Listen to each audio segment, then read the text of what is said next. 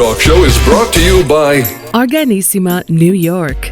Your exotic skin, hair, and beauty source, and your one-stop shop for all your natural and organic skin and hair care, featuring authentic organic Moroccan oil and prickly pear seed oil and much more. Bringing you only the best, straight from the source and proudly produced in the USA. So what are you waiting for? Shop today at www.organissima.com. Organissima, New York. Your beauty is our duty.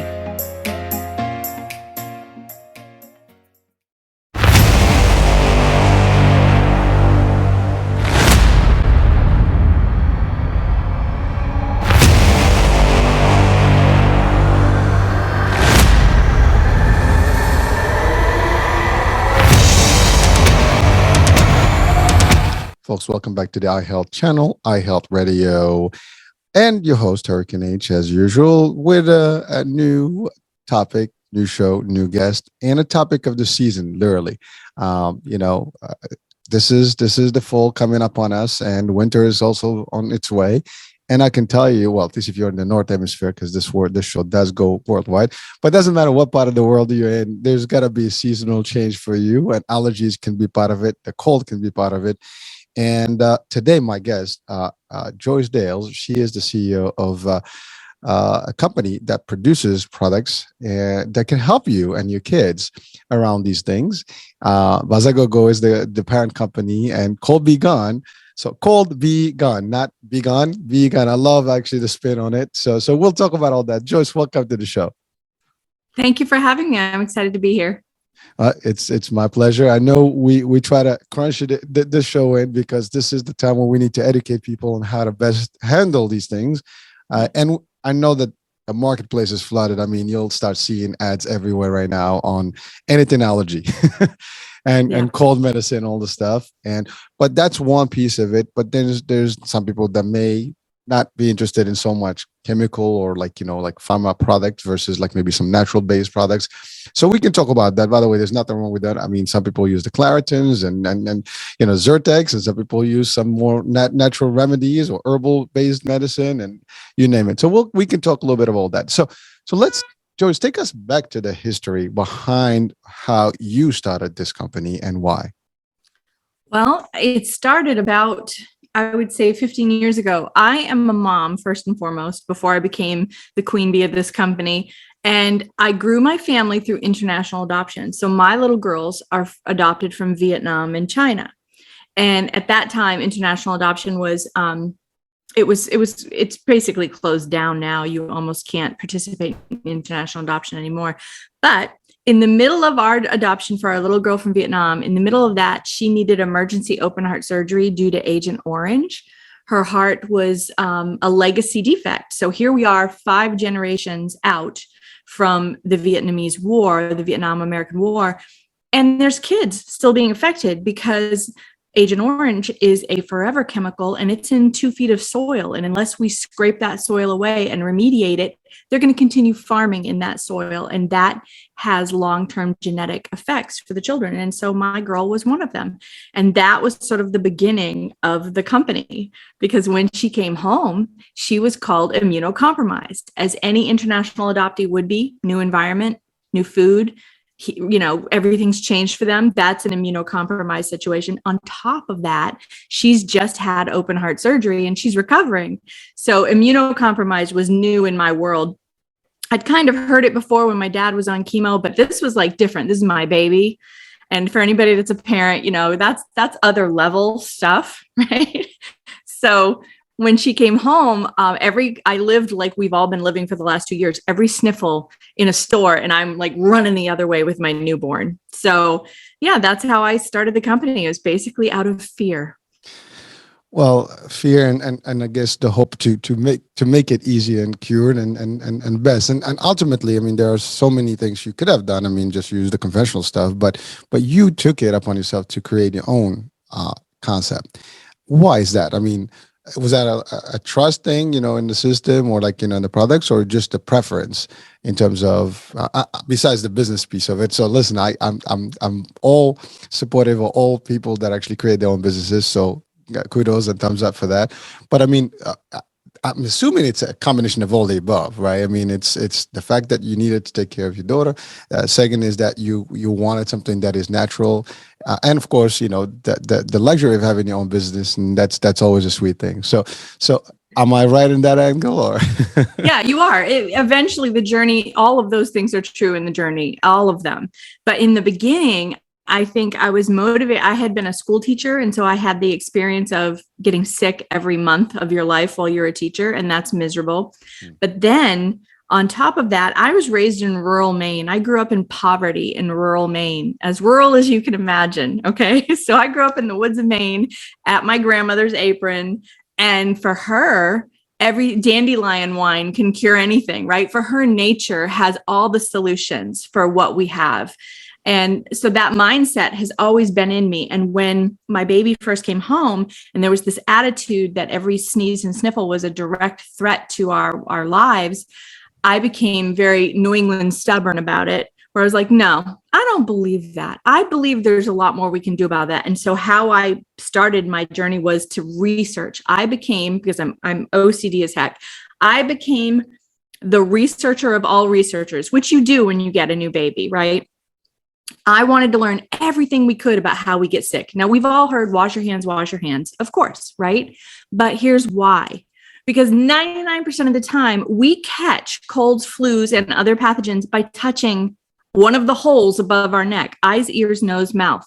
Believe it or not, you can scratch your ear and that pathogen will go through the journey, through the sinuses to the upper nasal passages where there are receptor cells, where it will latch on and then sit dormant for 1 to 14 days. It's just long dormancy phase. And then it passes its DNA, its code to your cell. And then your cell begins replicating it millions of times over. And that's when you feel the thing in your throat or whatever your thing is, your first thing.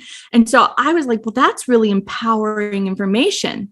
I can do something with that information. It's not just about washing your hands. It's about not touching anything above the face when you were out of your own biome, out on the streets, living your life. You come home, drop the keys, clean the phone, wash your hands, boom, you're in your own biome of germs and grossness, and that's fabulous. But when you're out on the streets, this is always infected. Your hands are always infected with cold or flu or whatever. So I thought that was really interesting. And the other thing I learned through the international doctors when my daughter first came home was, when I was talking to them about this, they're like, oh yeah, everything colonizes in the nose. Now, back then that was new information for me, but now everybody gets it. Like for 10 years, I've been teaching about the nose and everybody's like, okay. Now everyone's like, oh yes, everything colonizes in the nose. And when I was learning about that, I was speaking to this one infectious doctor, and he's infectious disease doctor. And he said, yeah, 25% of all medical personnel are always colonized with MRSA in the nasal pharynx. And how we deal with that is we burst ampules of alcohol into the nose in order to do away with the VRE or MRSA colonization. But when we do that, we inadvertently can create antibiotic resistant bacteria if we don't get the whole thing, or we destroy the natural pH, the natural moisture, we stun the cilia, and we accidentally kill all the beneficial bacteria. So here I am with these two pieces of information that are profound to me. How you get sick, it's beyond just washing hands. It's really about touching your face. And your nose is a biome. It's your first line of defense to your whole immune system. And it has to have the perfect pH, the perfect functioning mucosal system, the perfect beneficial bacteria, blah, blah, blah, blah, blah. So I'm squirreling these nuggets away, and I spend a few years just researching like a mad woman. Now, I've always been into honey as medicine because that's my grandmother's upbringing, and I've been obsessed with the topic. And at that time, super honeys were becoming part of our lexicon. People were talking about honeys that could do more than your average honey. All honey has peroxide activity, is great for wound care and stuff, but there were these honeys around the world, like Scottish Highland heather honey, Manuka honey, honeys in the Pacific Rim, Brazilian red, that could have effects on cancer, have effects on antibacterial resistant bacteria, have effects on viral infections. So I was amazed by this. So I thought, maybe there's a way we can impact the colonization zone, which is the nose, and do something during that dormancy phase, and also impact the colonization load, once you do become colonized, to prevent it from reaching your lungs and becoming a more severe or lengthy illness. So that was all of my thinking. I know that was a lot of information, but imagine that all twirling around in my head for 2 years. Well, that is a lot, but I think that is super good stuff that you just gave us right now. I mean, you broke it down literally to, the steps that, and on all the elements that actually we should be aware of. And you're right. We're talking today post-pandemic. I mean, we still don't know how the outcome of this upcoming season is going to look like, because there's always talks about Corona coming back and, at different levels. But, it doesn't matter if it's the Corona, it's the standard flu, the allergies, all that stuff is coming up. But really, to your point, one of the things that we all have become so worldwide about is touching. And really, cleansing those hands, because that's where we capture every single thing out there. And throughout the Corona, everybody became more sensitive than before, than ever. I mean, prior to that, people, they were weird about it. It's okay, whatever. But once this happened, everybody became like super freak about cleaning their hands and washy everywhere and all that good stuff, and you're right, touching the face has become, everybody's getting those face shields and masks on and everything. So we became more aware. And that's a big, difference from prior to that. I mean, now you mentioned something that is also very interesting. You're a teacher. And as a parent, I mean, I've had 3 kids, and, my oldest is 26, my youngest is 16 now. And I can tell you, throughout those phases, there's always a risk at home for somebody getting some sort of a cold or flu or some bug coming in, because children are not, as aware the way they, especially at a younger age. And so that's easy, transmissible, type of situation. And then you wind up with it. And the teachers, you guys are exposed big time. And I know friends who are teachers, and that's some common complaint that everybody has. So they always have to, act a little extra cautious around, all these things, and disinfect things and make sure. But you're right, it's the awareness piece. But what we probably, and a lot of people may not have been aware, is that, to your point, is that it starts in that ENT business, right? So that's like, ENT doctors, right? They cover all those elements, and those are the main hubs. I mean, your mouth, your nose, your ears, your eyes are always open. I mean, and at the onset of the pandemic, everybody says, do not touch your eyes, on your ears and stuff, because people are like, really, my eyes? Yeah, you can get this stuff right through that thing, and now it's body fluids. It's all gonna get into your body and somehow, and you're right. That cross contamination of everything we touch, you don't even think about it, and then you bring it home. Your concept of kind of having, all these measures in place. So when you get out of the house is one thing. When you come in, you disinfect everything before you get. A lot of people have now adopted that practice. And I mean, sadly, it took a pandemic for us to actually wake up to this worldwide. And people have become a lot more, I would say, hygienists in a way, or hygienic, if you want to call it that way, or more like aware of how to prevent some of this stuff. But the work is still, ahead of us. And we just have to maintain this, because sometimes as humans, we tend to forget quickly. And, believe it or not, I just came out from overseas, and, the practices that, that I've seen currently, they're not really comforting. I can tell you, like, for example, it's a joke my wife and I were just making. Like here, if you go to McDonald's or any of the stores, right, they have to have gloves on, right? I was surprised, overseas, and I'm not gonna, there were a few locations that we passed on and, and visited. People are just still maneuvering with their hands with no gloves and just grabbing stuff. And that was like shocking for me to even see that, post pandemic. I would probably think about it before, but the practices out there are, dangerously, variable from one place to the other. They vary from one place to the other. And the more education, obviously, we give people to be aware and to be cautious and conscious about how they touch, what they touch, and where they put their hands, and how they approach their bodies. But I've seen it all, and it's not really comforting. Now, one more thing that you mentioned, which is your grandmother's practices, in nature.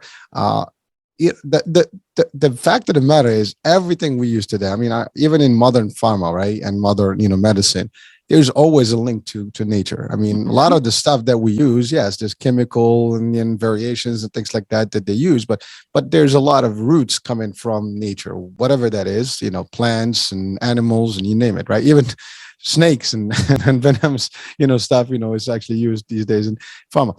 But being in nature typically is closer to medicine, and traditionally people who lived in nature, as some people may agree or disagree on this show, because there's always different opinions about everything, they tend to live healthier lives. Even today, there's a lot of naturalists and people that want to live in natural and have farm, food and no chemicals, no pesticides and other stuff. And it is a true fact. If even health wise, they were stronger. They're still stronger. These folks that are actually closer outside of the major hubs and cities. And then you mentioned something that I love personally. It's honey, which is your base of everything. And it's funny because you mentioned all these special honeys, and there are studies actually wound care now they use honey on, and France I think is notorious about that. They kind of started this trend, and some doctors are really swearing by it. And so there's all this stuff. I know for a fact, honey is a cure for a lot of things. I mean, I've used it since I was a kid. To me, two things I use every day, and still to date, is honey and olive oil.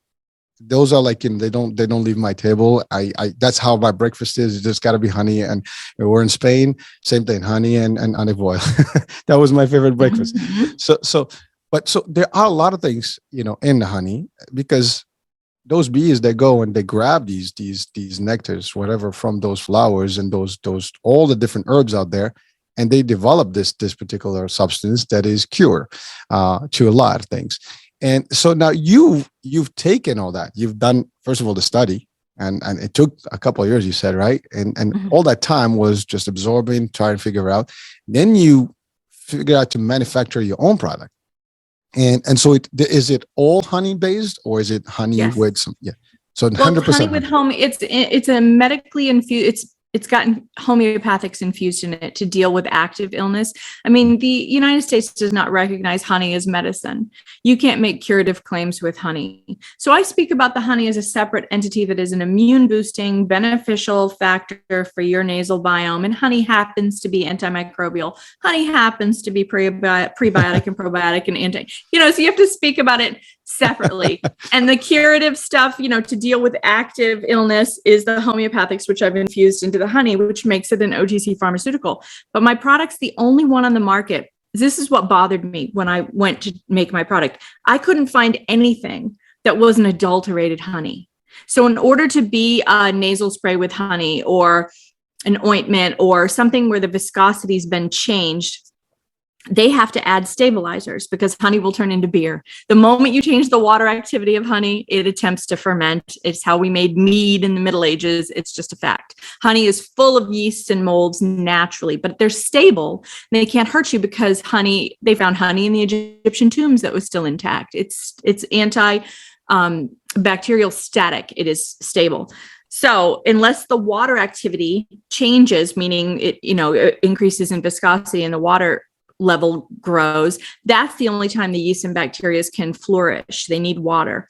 So everything I found was using a watered down honey. And then in order to stabilize it, I had to add sodium benzoates, alcohol, or glycerin, or really high levels of grapefruit seed extracts, or things that once you put them in the nose, you're sterilized. It's a sterilant. Even an excess amount of saline, like a neti pot saline, it's technically a sterilant. Bacteria can't grow in that. And so honey is unique in that it maintains its yeast and molds and its beneficial flora while it can still destroy the bad guys. So how does it, destroy some pathogens, but still maintain the healthy good guys, the good bacteria, the beneficial bugs, right? So I always thought that was fascinating that some honeys were capable of that, doing both. And so for me, that was the ultimate solution. I don't need to add glycerin to get the right consistency for it to be a nasal ointment, which is technically what it is. So I thought, leave well enough alone. Mother Nature already has this figured out. So that was my starting point, is to always maintain, keep it as natural as possible. But my problem in creating it was 2 years. I was mixing up jars of honey in my kitchen and telling everybody, here, shove this up your nose, right? And not all honey is created equal. So sometimes honey is adulterated. Sometimes it's been mixed with corn syrup if it's been sold from abroad. There's all this corruption in honey, counterfeit honey. And those things can really impact your experience. And then the really medicinal honeys, the highly effective honeys, they can be a little too caustic for the delicate nasal mucosa. So I had to find, no pun intended, the sweet spot. And then I had to blend it in such a way that it was always consistent for the user experience, because every time the same hive can produce wildly different tasting and smelling honeys, and different thicknesses and color changes from season to season, depending on the rain and whatever all else. But that took a couple of years to do. But I was really careful about my choice of honeys, because I don't want you to give your kid something I'm not going to give my kid, right?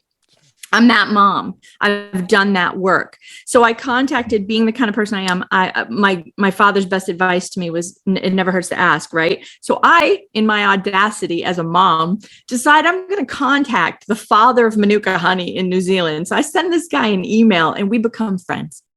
And over the course of 2 years, he guided me. He's the one that discovered why Manuka honey is special and different, what amazing bee magic goes on, and it cannot be replicated by science no matter how hard they try. And he guided me through choosing my honeys, manipulating that honey, and verifying all of my theories. It was he passed away shortly after. It was an amazing gift to be given his expertise before I lost him. So that was how I formulated. It's just basically tinkering around in my kitchen for 2 years. And I'm thinking, I'm going to sell these at farmers markets. Well, you cannot sell medicine at a farmer's market. That's illegal. So I had to then go through another 2 years, and I went through my small business administration here in New Hampshire. I was like, hey, guide me. So I went to the SBDC, and they gave me mentors who guided me through FDA compliance.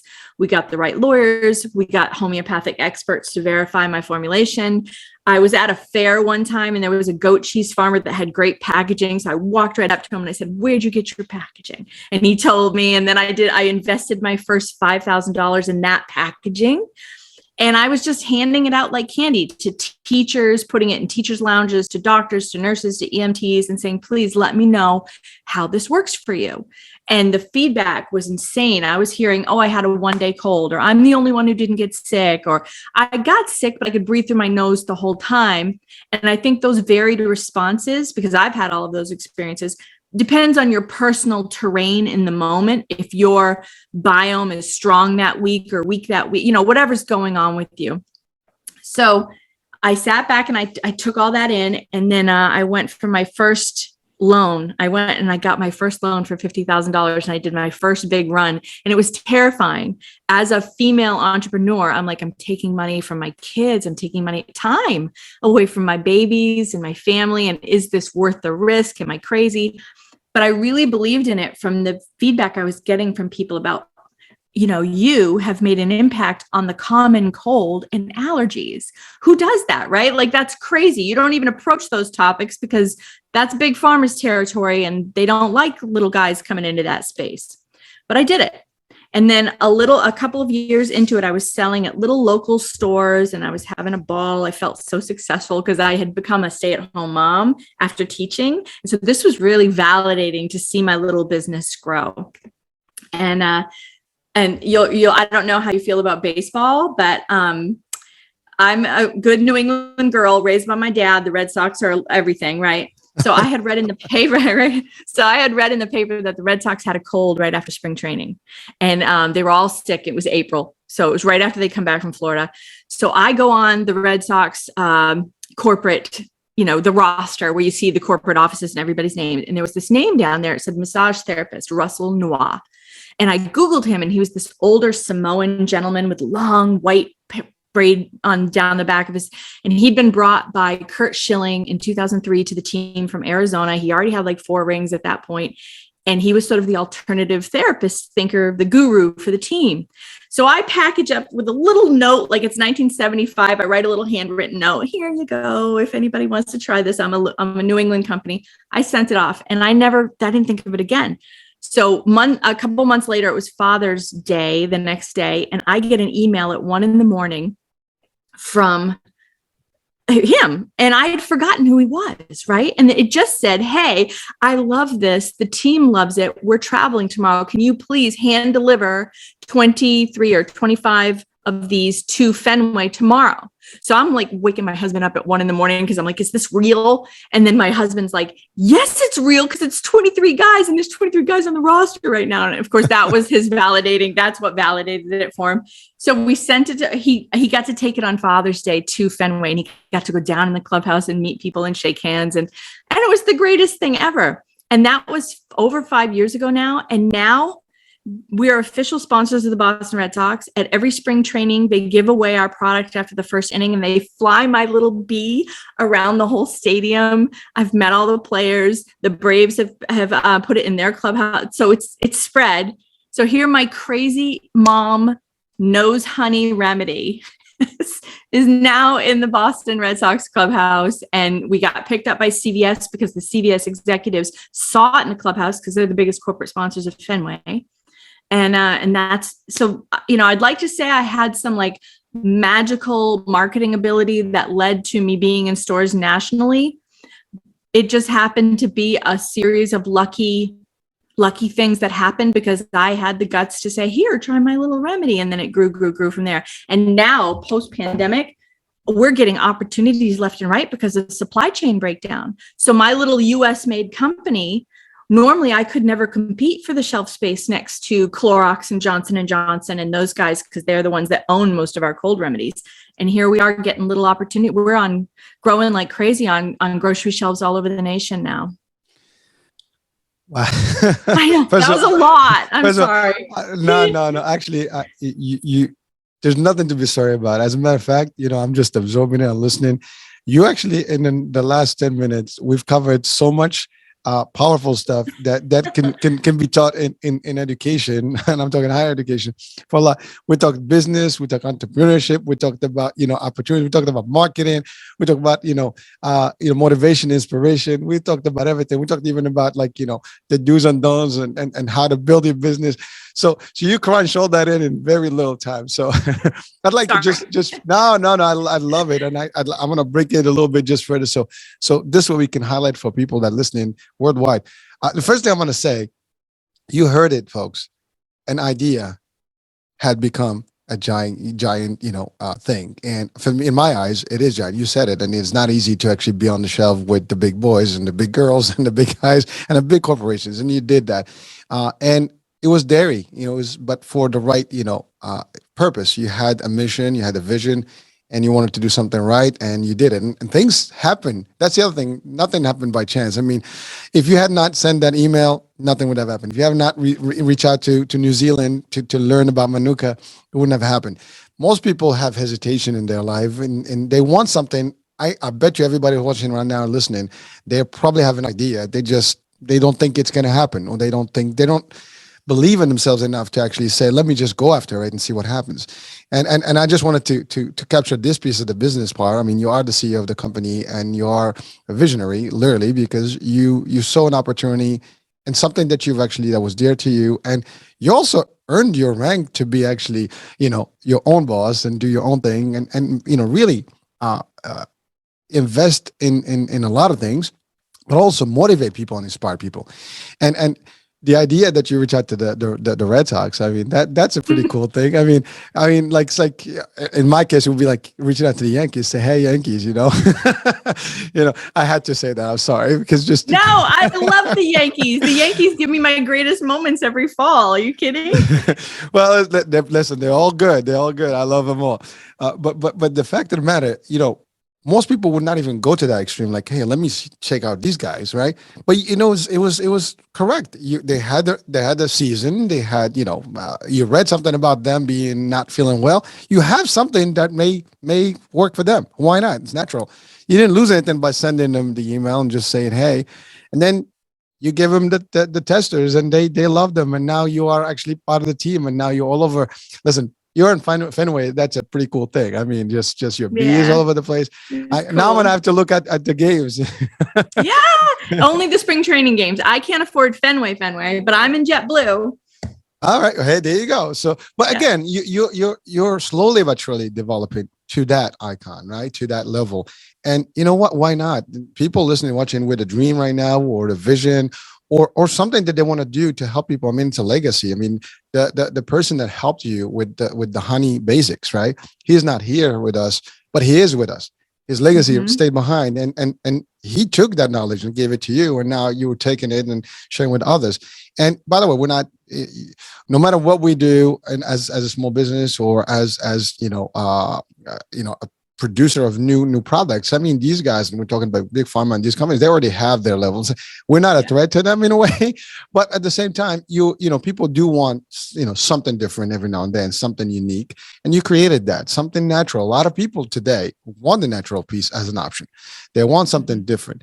You also covered something about, like, for example, you cannot sell in the farmer market, medicine stuff. Your stuff is really medicine, but it's not medicine. It's natural stuff, but it is, quote unquote medicine. That's how it's developed. So therefore you can never, it is medicine. What I'm saying, it's when you put it in the farmer's market, it's not going to be perceived as that, and you can. But many people may not have known that fact that you shared with us today. The fact that you went to your local small business administration and did that, right? And that's the other thing. People see, you took the steps to learn every single thing. It's not like, I got it, it's going to happen overnight. Nothing happens overnight that's worth something. And you did it. It took years of development. I love your R&D. I mean, kitchen R&D business, sharing with people, dropping your research, on your testers all over, and getting the feedback. But again, it took money, investment, time. It wasn't like just, hey, let's just, I got the product, let's put it in the market. You did the due diligence. You took the steps that are necessary, and you took the risk. That's the other part. People are unwilling to take risks. No risk, no reward, right? You did take the risk. You even went and got a loan. I mean, exactly. You're down for 50, K, and you're not sure what the ROI is going to be and whether it's going to work. What happens? All these questions, I can tell you, I've been in your position in a way with business, and it is not easy. I am currently doing similar stuff, and it is you take money, you lose some, you gain some. It doesn't matter. You got to keep playing. You got to keep doing, and that's it. But the overall picture is that your mission is still the same. You still want to cure. You still want to help people have an easy allergy season, a cold, prevent all that stuff. And you also gave us some medical stuff here, because in essence, now we know where this whole thing happens clearer, and how we can even prevent it. Now let's talk about, and I try to kind of almost summarize all the different parts of the last 10 minutes, but now let's talk about how your remedy or your products work. I mean, I know there's some nasal swab business going on, and there's some stuff. So let's talk about the administration of the product. Well, the products. It's really, it's funny. Nasal swab. I chose nasal swab because I'm a neti pot baby. Like, if you spray something in my nose, I'm like, it burns. I freak out. It's awful. So I can't imagine how children feel about that. I mean, I also learned that when you spray something with force up your nose, you run the risk, especially with children, because of the shallow sinuses, you run the risk of sending infection higher up beyond where it should be, beyond where it would ever naturally potentially take root. So you don't want to do that. So for me, a nasal swab just made sense. And of course, now the whole world understands that nasal swabs, when they're not a 6-inch COVID swab halfway to your brain, that it's pretty painless. You just put it on the edge and just inside the nostril, and then your cilia do the rest of the work. And with and it's a tiny amount. It's the size of an O on a keyboard is the dose. So it's minuscule. And then your own body heat just does the work. I usually tell my kids, if we're in preventative mode, if we just want to boost our nasal biome, to use it 3 times a week before bed. So if you've got anything trying to colonize, it can potentially impact that. But if you're actively sick, if one of my kids my kids are swimmers, so they're in the pool with spit and snot constantly. And if they're actively starting to get sick, we go 3 times a day to try to lessen the colonization load and do something about the symptoms and take the inflammation down. So that's how you use it. It's really straightforward. A little tiny swab just inside the nose using your own Q-tip from your home. Well, so it's funny you talked about swabs here, and you mentioned the testing, or at least you alluded to it. when those long swabs, initially they were like literally going deep. We had reports of people get damaged, but I mean, I think most recently, I mean, in the later stages, I mean, now they don't go that deep anymore, and so they kind of discovered that it just works the same way. So that's the good news. But you're right, I'm very sensitive. I've always been sensitive on my nose. If you touch my nose, I start sneezing. If anything goes in my nose as dust, I will start sneezing. There's no, like I had mentioned earlier, I've grown with allergies, and they're inherited, so there's nothing I can do about them. They're seasonal, and or dust. If sometimes even temperature changes can make me sneeze literally easily, anything. So I'm very my friends used to make a joke if they want me to have fun with me, they just touch my nose, and they just laugh out. I'll be like all over the place. And so I've been, like really sensitive to it. My nose is so big because people will touch it all the time. But really, you've taken it because you took in consideration the children and the sensitivity, but also the fact that, to your point, if there's too much pressure, that stuff goes up. And then it causes. So really, you've looked at every single angle and you put it to play and to practice, and it has been effective and it's working. And then now it's been years in the making, and the products are just selling because they are good. And that's the other thing. Your product, if it didn't work, it wouldn't be where it is today. It obviously showed result, and people will appreciate something that is good, and they will swear by it. And then word of mouth. This podcast, for example, this radio show is out there. People are going to be all over. And by the way, this is, like I said, not just in the States, everywhere. So someone somewhere around the world would probably hear. And I'm not sure if the product is available all over or in some countries. Anybody can buy it from our website. We ship worldwide. There you go. So that saves me that question for later. So I got it out of the way. But it's amazing that you've done this. So now this is one product, right? So there's more products that you have. Or is it just? Well, we have Allergy Be Gone and Cold Be Gone. And the Allergy Be Gone has a couple of additional homeopathic antihistamines to take that reaction out of the nasal passages.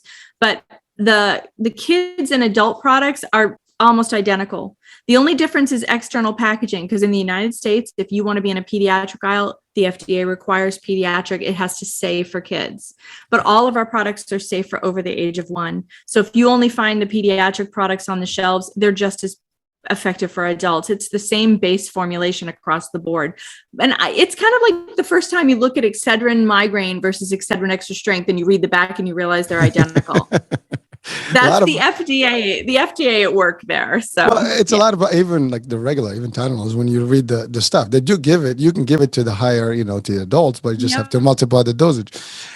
I mean, it's amazing. But you're right. Like, you find these things through research and really like seeking through things and asking the right questions. But you've done all that, and really, first of all, for me personally, I just I say thumbs up, kudos, all the success. I mean, for what your journey has become and has, where it started and why it started, you're literally a true inspiration, motivation to anyone watching right now, listening. And also you are helping people. And that's the beauty of it. Now, sometimes you have visions, but it could be a vision where people are not going to be really helped with it. In this case, you're winning every single, reward here, because you're doing it, from a financial aspect, for you and your family, it's great, for the kids, for your children, for the world. And also, like, you're spreading, this particular formula across, anywhere in on the hemisphere or around the globe. Whatever you can buy this thing, they can order it and benefit from it. And now my thing is, I know honey has been, there has been debates about the bees and the lack of the bees these days and the production of the honey. Have you experienced any difficulty with that? Because I mean, there is some sort of worldwide. I mean, with the weathers and everything. Yeah. I mean, there's this discussion about the bees even disappearing. Which, by the way, if they do, it will be catastrophic, because I think it will end human. And by the way, some people may like, are you really sure about that? Does that even correlate? Well, there's some studies about what the link between the bees and us on this earth, and our living, food and everything else, because of pollination and all that. But again, I'm not going to go into that discussion. Maybe we'll get an expert to break that down for us. Yeah, absolutely. In your world, that is your main core product. Mm-hmm. How do you foresee to do that? And I do want to go back to something you mentioned earlier, but let's answer that question. We're absolutely seeing that. You have to buy your honey seasons in advance and secure it, because you have to be prepared for the variability of hive die-off and bad weather and things that can affect production. So we're always a couple of seasons ahead in our purchasing, just to cover our butts. So if we get a gap, if we see that this producer doesn't produce enough, we can go get some over here. But there's so much corruption in the honey world. And then when you couple that with the way that the bees are being affected, not only by, I believe 5G technology might have a role in it, but also definitely glyphosate, that has a role in it. Those things are all synergistically affecting basically the most important little creature on our planet, which is the bees. I just posted a quote the other day, which you might love, and I hope I can pull it up. It was, before I was 6 years old, my grandparents and my mother taught me that if all the green things were taken from the earth, there could be no life. If all the four-legged creatures are taken, there can be no life. If all the winged creatures are taken, there can be no life. But if all the human beings are taken away, life will flourish, right? And that was from Russell Means, a Lakota Nation Native American. And that always resonates with me, because when you think about the hierarchy of all the creatures, the bee is the king of all of that. So that's what made me think of that. No. Well, I appreciate it. By the way, that fact is, whether we like it or not, it is true. Because I always said humans we destroy nature.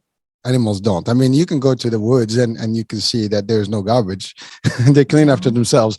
Well, unfortunately, in the cities and stuff, we can see how humans can be a little bit, destructive. So humans tend to destroy themselves. We are, unfortunately, that's just how we are. And hopefully, we can change for better. I mean, you watch these alien movies and they always kind of portray us as the lower or inferior race, and we always have this fear of like these aliens are going to come in from like, thousands of light years away and just come in here and destroy us because we're the little guys.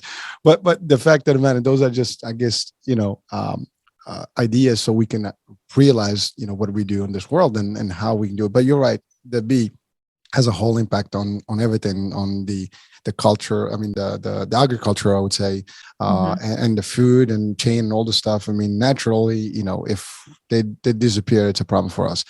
But you mentioned something twice. Now you mentioned again corruption and bad honey. So that is a true, unfortunately, that is a fact. Not all the honey is made equal, as you mentioned.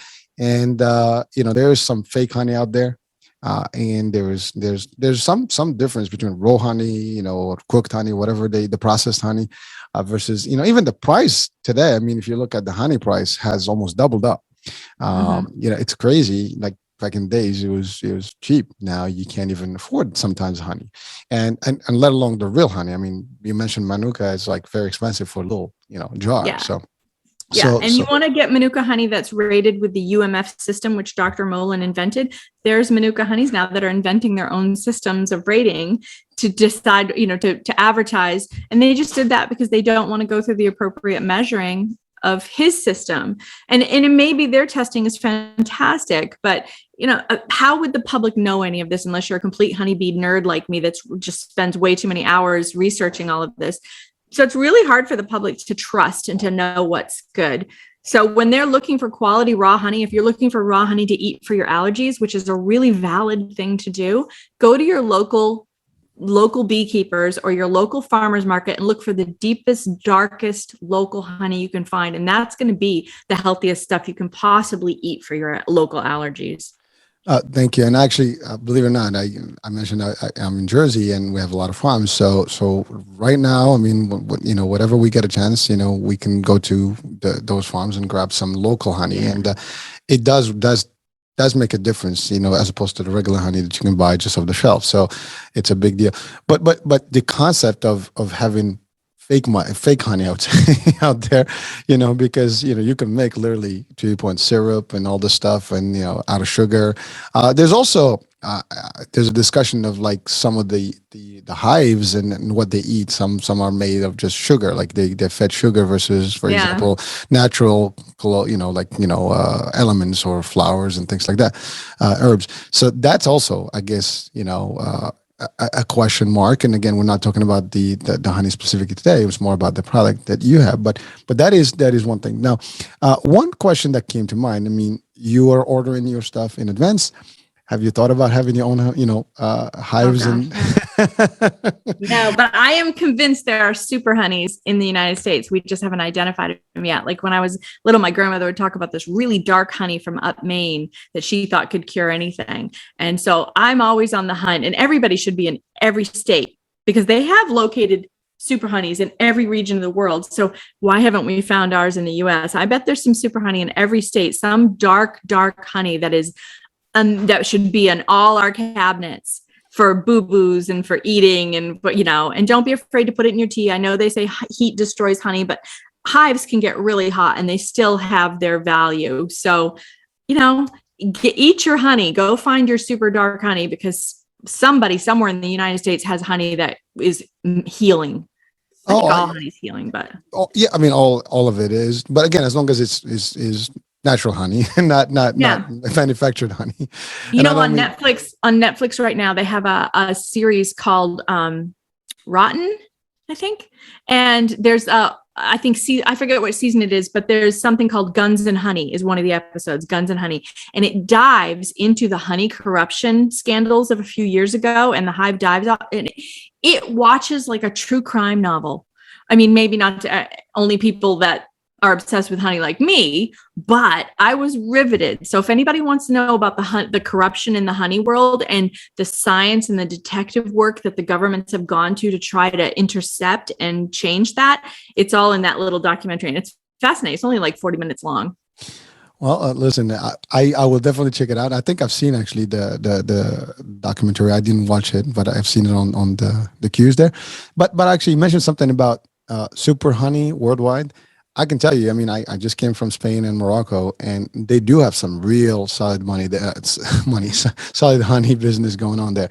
I mean, the southern part of Spain, they have some real powerful stuff, and I'm not talking commercial. They actually sell it from their mountains and the farms. Mm-hmm. Same thing in Morocco. They have some real beekeepers, and they're in the mountains and places where it's very natural, and it's not really the commercial stuff. You can buy it really from the hive. I mean, from the keepers, and so it's kind of natural. Some of it is actually fed with sugars and stuff, but a lot of it is also natural because they have like lavender and all these things, the cloves, whatever. So they use all that. But again, those are two examples that I just literally tested, their products, and they're pretty good. Like I said, I love honey, so I don't use sugar. And again, we have diabetes in the family, so we tend to, if we substitute, that's our sugar, that's our sweet, So, Joyce, it's been real. I mean, we covered a lot of grounds. So we know where the products are. So you mentioned CVS, you mentioned some of the large services. Well, where will be some other places where people can purchase your product besides the online? Well, we just got picked up by, believe it or not, the weirdest placement was Travel Centers of America, which there's the Travel Centers of America near all of us at this point. They're all over the country. We got picked up by Fresh Thyme, which is most of the Midwest. We got picked up by Cub Grocers, Winn-Dixie. Nice. Oh my gosh, there's so many new placements. I can't even begin to tell you all of them. I won't get it right. It's on the site, right? I'm assuming. We try to keep up. We're actually doing a really bad job of keeping up with the new placements. We just got Fresco y Mas, Harvey's Supermarkets, Winn-Dixie, Cub Foods, Acme Fresh Markets around Chicago. I love the Fresco y Mas one is all over Miami, all over Southwestern Florida. So that's really cool because now I'm reaching a whole new community, and the Hispanic community loves natural. Those ladies get me. They love natural products because a lot of those Grammys have always used honey as medicine. So that's been a fantastic placement, and I'm thrilled. So yeah, we're growing left and right. So it's a real hit or miss. I would call your local health food store and say, hey, are you carrying Colby Gone? And many of them are, but it's hard to tell you exactly where we are right now because it's gone crazy. Well, again, if a business owner or market, is listening right now, somebody is out there. hey, there's an opportunity. Maybe you could reach out to Joyce, and maybe this is a product you want to carry. What about like Whole Foods and things? I mean, they're supposed to be like the We're pioneers. in consideration. That's a huge process to get into a grocery store. It takes like months and months and months. And Whole Foods is I would love to get into Whole Foods because I think it would have a really fantastic audience there. But it's like a 6-phase process. And so we're somewhere in that 6 phases. I don't know where. No, but listen, that's great. You again, like everything else, you're in there. You're already in the process. So, but hopefully they listen. I mean, your stuff is your stuff is good. I mean, listen, the Red Sox, right? Right. They have taste. They know what they want. They will not, get some stuff that's not going to be good for them, and they need to play. So, but no. So first of all, congrats on all the work you've done and the successes, and just wish you a lot more of it. And I hope that you're in every single, store and supermarket or food, place, whatever in the States, Canada, and parts of the world, if not the whole world. Listen, we need some of this stuff out there, and hopefully people can benefit from it. One last question that probably people would have. I mean, what's the pricing? I mean, this is natural. It goes anywhere from $10.99 to $13.99, depending on the retailer or whatever sale they're running that month. That's the price range I've seen it. But it has upward of 70 doses because you use so little. So it really can stretch between kids and the whole family for about 2 to 3 months. You got me at $10.99. It lasts a while. No, you got me at $10.99 because you these days $10 can buy you anything. So nothing that's it's a tiny bottle, but it goes a long, long way. No, listen, I mean, for medicine, for something that is healthy, listen, you got to pay some price for something that's good. I mean, especially when it's made correctly. So I think the price range is definitely very acceptable. And at least in my book, and I'm not speaking for other people, but, if you're sick, you would pay whatever it takes to actually be healthier if you can. And, you can go to Walmart and buy some stuff, but it may not be as effective as something that is just natural. So, hey, whatever you are, you got to make that decision and then get the right stuff. But this is available, and also you said it online that you can ship, so it's easier. So, folks, this is it. Please check out the website. It will be on the description of the show. Joyce, any last words of wisdom, advice that you want to share with our audiences today? I would say my number one thing besides, yes, get your Colby-Gon. It's a great little tool to have in your toolbox. It is not the solution to everything, but have it on hand because you want it before you feel the thing in your throat and you're getting sick. But my number one advice to moms, because I'm a germ fighting mom, and to dads, families everywhere, is stop touching your face. It's that simple. You can touch the whole dirty, filthy world. Don't be afraid to touch the ATM machine. Don't be afraid to blah, blah, blah.